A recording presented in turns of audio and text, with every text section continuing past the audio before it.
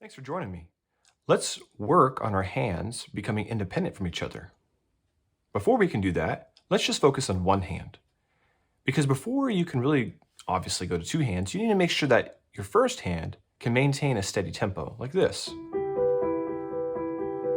Now you've probably seen this before, you've seen this in a warm-up video that I made earlier in my channel.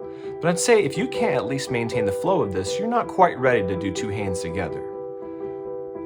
But the first thing I'm going to show you is how to put your hands together to start teaching them to work independently. So you keep a tempo like this, 1, 2, 3, 1, 2, 3, 1, 2, 3, 1, 2, 3. Have a second hand doing the same notes, but a little bit slower. 1, 2, 3, 1, 2, 3, 1, 2, 3, and get comfortable with that.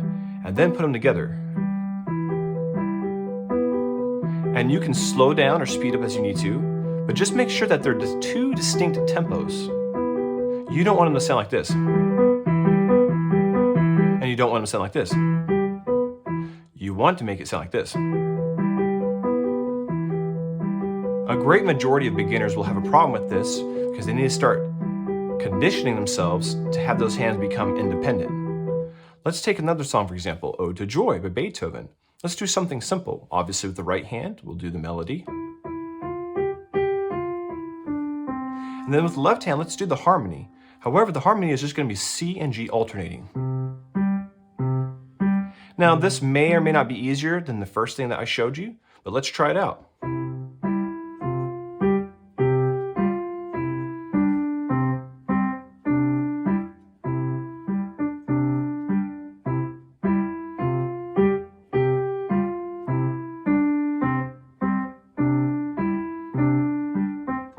Now, to add a little more of a challenge, add a C at the end.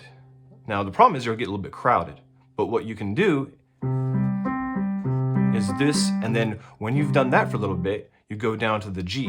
It's basically a G octave and a C octave. Okay, so that fifth in between though. So it'll sound like this.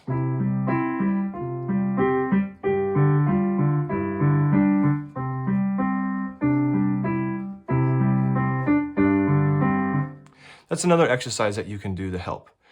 Here's a really fun one that I enjoyed doing whenever I was teaching myself how to have my hands work independently.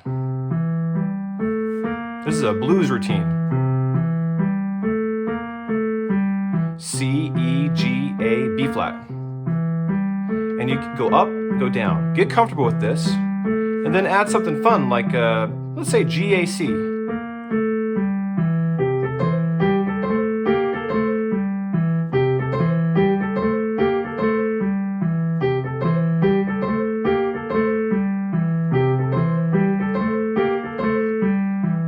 As you can tell, it's getting a little bit more complex. The final thing I'll show you is something that's even more advanced. And I'm just gonna take a blues routine from a song called Blueberry Hill, just to show how advanced you can really get. Now there's stuff that's even more advanced, but for the sake of the video for today, let's just show you this. This is a simple bass line.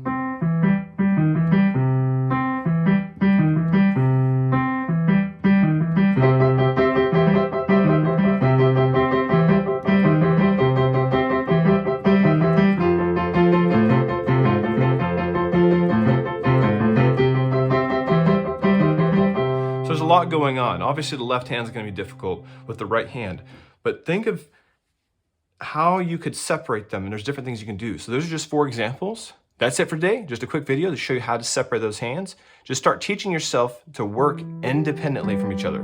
You can experiment with all kinds of things. Thanks for joining me. Be sure to subscribe.